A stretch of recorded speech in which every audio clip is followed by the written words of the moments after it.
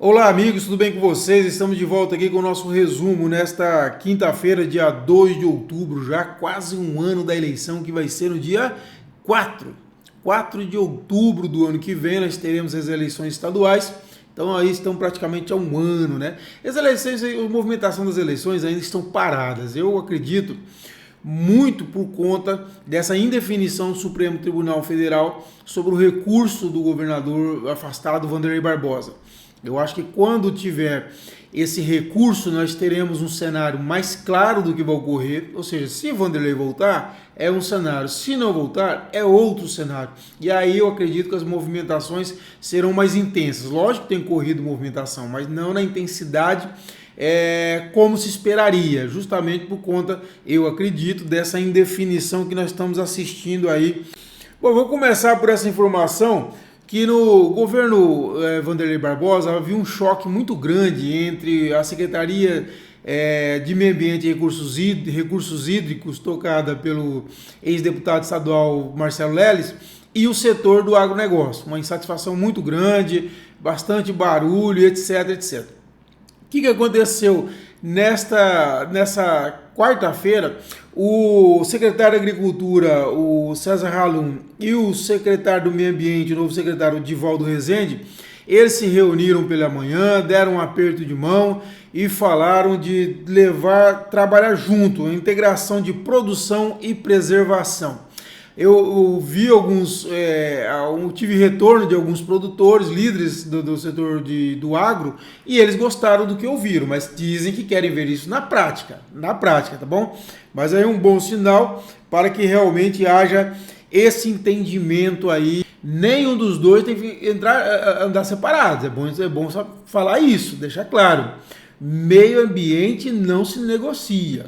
A questão da preservação é fundamental. Lógico que precisamos valorizar a produção. Eu acho que é essa a mensagem que precisa ficar na sociedade. Bom, a Câmara de Palmas vai notificar extrajudicialmente a BRK Ambiental e prepara uma audiência. O líder do governo chegou a falar em intervenção ou cassação da concessão. Eles querem melhorias aí em vários setores, tem reclamado, falta de água, tem vários problemas aí que a Câmara diz que quer que a BRK resolva. O que eu apurei nos bastidores é que por trás desse debate que a Câmara tem trazido está uma discussão sobre a renovação da concessão da BRK, que vence em 2032, mas que a BRK quer renovar, e a BRK quer renovar até 2045, e o prefeito Eduardo Siqueira Campos me falaram, tem puxado esse debate para agora, para fazer essa discussão, cobrando investimentos da empresa em Palmas. Então, o que me dizem é que por trás desse debate sobre a BRK está a renovação da concessão da empresa. Nós vamos estar acompanhando aqui para trazer mais informações. Já estou conversando com muita gente para pegar informação aí, beleza? O PT adotou cautela em relação ao governo Laurez Moreira, e os filiados terão que pedir autorização do partido para assumir cargos no Estado. Houve uma negociação prévia do PT integrar o governo Laurez, não gostaram do que ouviram, pelo que eu fiquei sabendo, que o Laurez queria o PT, mas não queria que o PT aparecesse. Tipo assim, você compõe meu governo, coloca alguém que não tem muita cara do partido, fica quietinho aí e tal, porque o pessoal ali, nós estamos com o estado dividido aí, bolsonarista do lado, progressista do outro, e enfim, e o PT não gostou dessa história, não gostou dessa conversa, e aí fez essa reunião e definiu que o partido, para ter o apoio, para poder alguém filiado, para ser integrante do governo Laurez, vai ter que ter autorização do partido. O importante é que essa resolução, essa definição tomada pelo presidente Nilo Williams, teve o apoio de todo o partido, de toda a direção. Ou seja, ele foi avalizado por todo o partido, mostrou força junto ao partido Nilo nessa decisão. E eu até digo, dito que o mal do PT nos últimos anos foi ter sido puxadinho do Palácio Araguaia. Puxadinho. O PT se anulou em todas praticamente últimas eleições. Todas as eleições. desde 2002, desde 2006, o PT se anulou. Em 2004 teve um desempenho fabuloso nas eleições municipais, já disse aqui, e depois se anulou. Depois veio, principalmente no governo Siqueira, do último governo Siqueira, governo Marcelo, foi puxadinho do Palácio Araguaia. Governo Carlesse e governo Vanderlei também, puxadinho do Palácio Araguaia. Que é uma vergonha para um partido que tem uma história, que o presidente, o candidato a presidente deles ganha todas as eleições no estado, gente. Todas as eleições o PT ganhou no Tocantins. E ter um partido no estado ter uma postura dessa, então tá corretíssimo o Nilo William e também o partido tem que tomar essa decisão sim, né?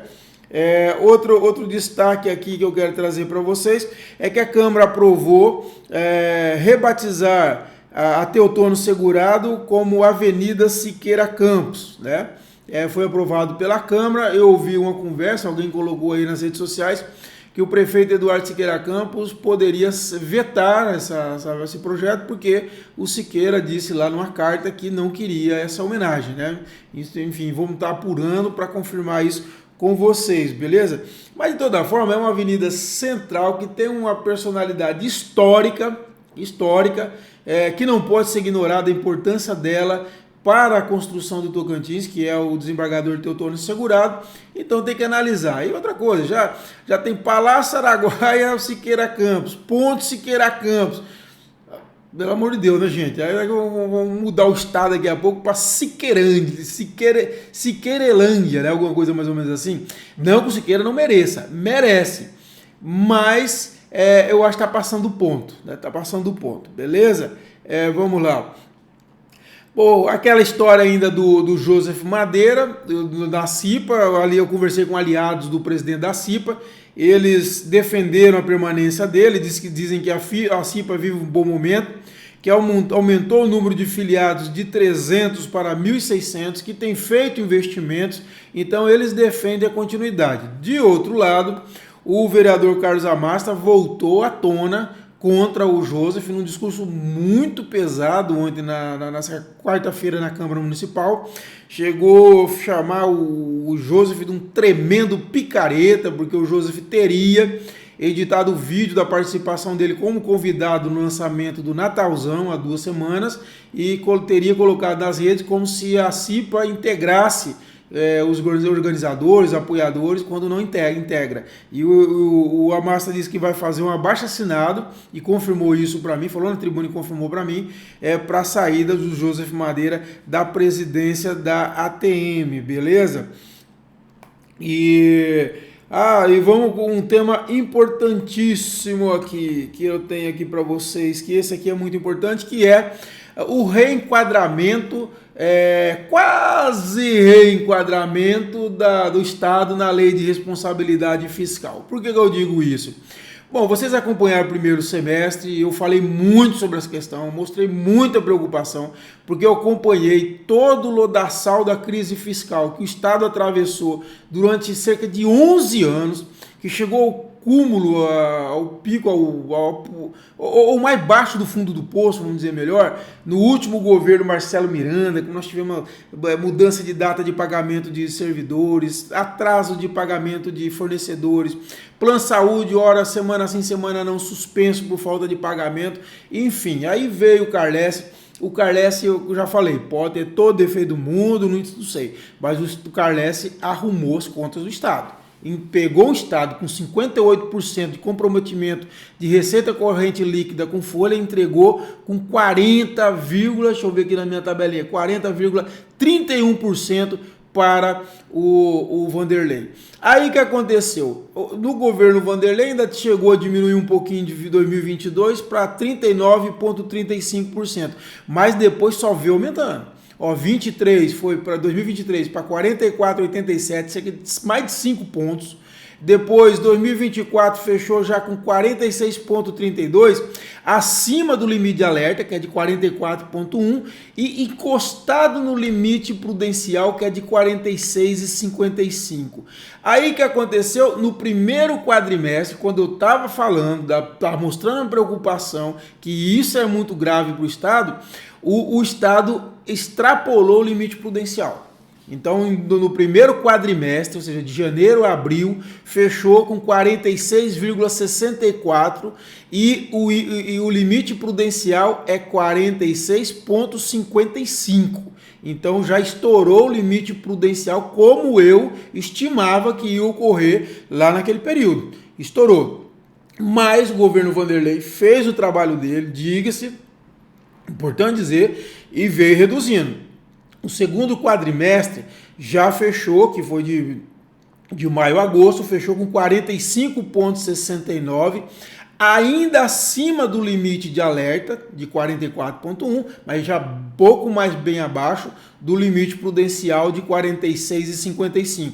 Então, boa notícia, né? Está sendo comemorada pelo governo Laurez, claro, é um bom para o Estado, mas tem que reconhecer que foi um trabalho do governo Vanderlei Barbosa que fez esse enxugamento aí, mas muito longe do ideal, muito longe, precisa enxugar mais. Olha, a folha de 2021 a 2024, ela saltou 1,3 bilhão de reais. Saiu de 5,3 bilhões em 2021 para 6,6 bilhões em 2024. Então, o governo Laurez vai ter trabalho pela frente.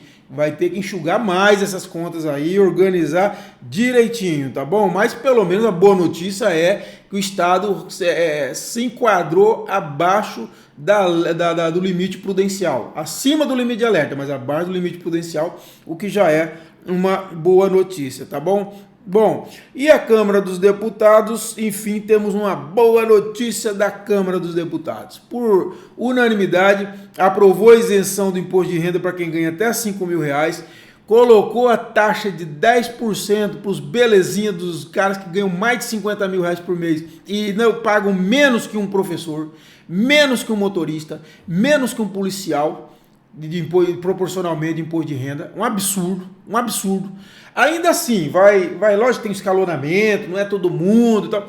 Eu ouvi um número que, pra você ter uma ideia, nós somos mais de 215 milhões de brasileiros. Sabe quantos que vão pagar esses 10%? 126 mil brasileiros. De 215 milhões. Para vocês verem o quanto que nós estamos longe de uma justiça tributária. Foi uma grande vitória do povo brasileiro. E parabéns à Câmara por ouvir as ruas, ouvir a sociedade e, enfim, fazer o que a sociedade queria. Que é cobrar esses belezinhas que não pagam imposto como deveria pagar. Mas estamos longe, estamos muito longe. Nós temos que entrar e cobrar imposto de lucros e dividendos. Não tem cabimento não pagar imposto, lucros e dividendos, não ter um imposto. Esse dia eu ouvi um grande empresário, o cara deu um exemplo, um grande empresário.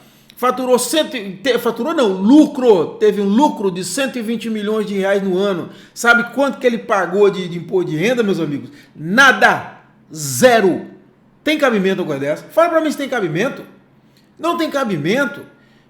Esse lucro fui eu que obtive. Não, esse é um lucro que você conseguiu através da sociedade, dos trabalhadores e dos consumidores. Então você tem que dar retorno para a sociedade. Nós temos que diminuir a distância entre o andar de cima e o andar de baixo. E isso só vai ser possível a muito longo prazo e começando agora com justiça tributária. Aumentando 10% é pouco. Eu acho que tinha que aumentar isso era para 40%. 40%. E lucro e dividendo, pagar imposto sim. Nós temos que financiar a justiça social. Nós temos que garantir que as pessoas... É um absurdo ter gente passando fome num país rico como o Brasil. Inaceitável, imoral, indecente. E isso só vamos resolver com justiça tributária. Cobrando o consumo dessas pessoas. Você quer ter 1 milhão de Ferrari, você tem 1 milhão de Ferrari, mas você tem que pagar mais imposto. Você quer ter lancha, tem que pagar imposto. Você quer ter jet ski, tem que pagar imposto. Não tem que ter tergiversação. Tem que ir lá e cobrar tudo, porque tem que dar retorno à sociedade. Né? Eu acho isso importante. Nós temos uma dívida secular. Nós precisamos nos virar um país decente. Não somos. Nós não tratamos bem as pessoas excluídas historicamente deste país. E essa é a grande luta, o grande desafio de cada brasileiro e brasileira de bem, que tem boa intenção e que verdadeiramente tenham uma fé, tenham uma religião verdadeira no coração e não da boca para fora, tá bom? Espero que tenham gostado e nós voltamos nessa sexta-feira para encerrar a semana. Um abraço a todos.